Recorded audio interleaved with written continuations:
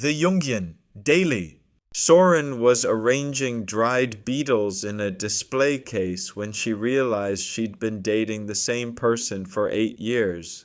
Not literally, there was Marcus with his philosophy degree, then Jade who taught ceramics, then Alex who ran that tiny bookshop downtown. Different faces, different voices, but something underneath felt identical. The museum's entomology lab smelled like formaldehyde and old wood, a scent that usually grounded her. But today, pinning a rare scarab beetle under the fluorescent lights, her hands kept trembling. She'd just gotten coffee with her friend Naya, who'd said something that lodged itself like a splinter. Ever notice how all your partners have that same wounded artist thing going on? Soren pressed the pin through the beetle's thorax, feeling the slight resistance of its dried shell. She had noticed, actually, each relationship started the same way. She'd meet someone creative but struggling, someone with incredible talent but crippling self-doubt. They'd light up when she believed in their work, when she pushed them to submit to galleries or apply for grants. She became their biggest champion, their emotional anchor. The thing was, it felt so natural, so right. She genuinely admired their creativity, their sensitivity. Wasn't that just having a type? But sitting there among the preserved insects, something clicked. All those relationships had followed the same script. She'd pour herself into building them up, and they'd eventually outgrow her and leave. Marcus got into graduate school across the country. Jade's pottery started selling.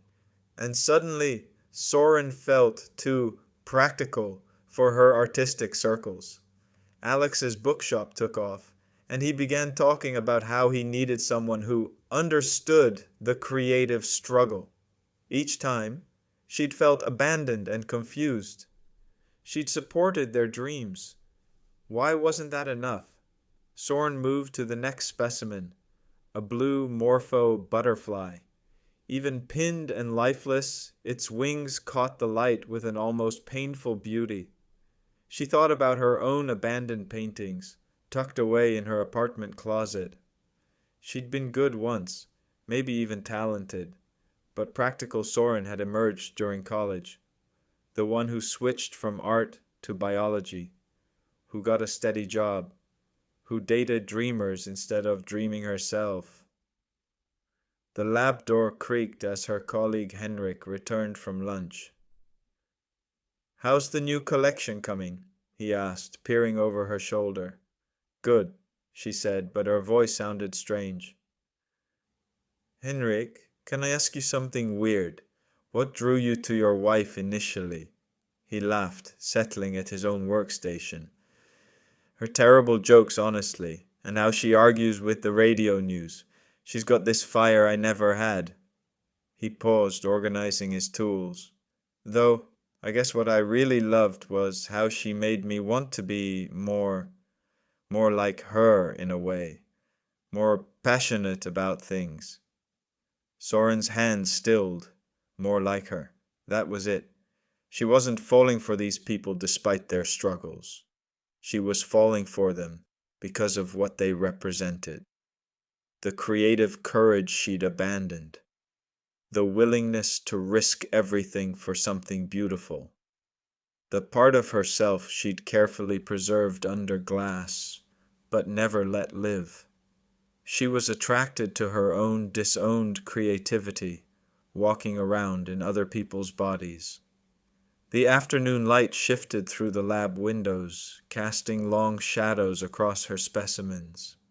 Each butterfly, each beetle had been something else once, crawling, flying, fully alive before becoming a beautiful display. Was that what she'd done with her artistic self? Preserved it perfectly, but killed it in the process? That evening, Soren pulled the paintings from her closet. They were rough, unfinished, but looking at them now, she felt something she'd forgotten, that electric anticipation of creating something from nothing. Her phone buzzed with a text from someone she'd matched with on a dating app. Another photographer, struggling to make it, full of beautiful uncertainty. She started typing her usual response, then stopped.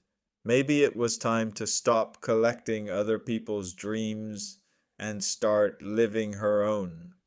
We're often most attracted to people who embody the parts of ourselves we've lost touch with. The question isn't whether you have a type, it's what that type reveals about who you're trying to become.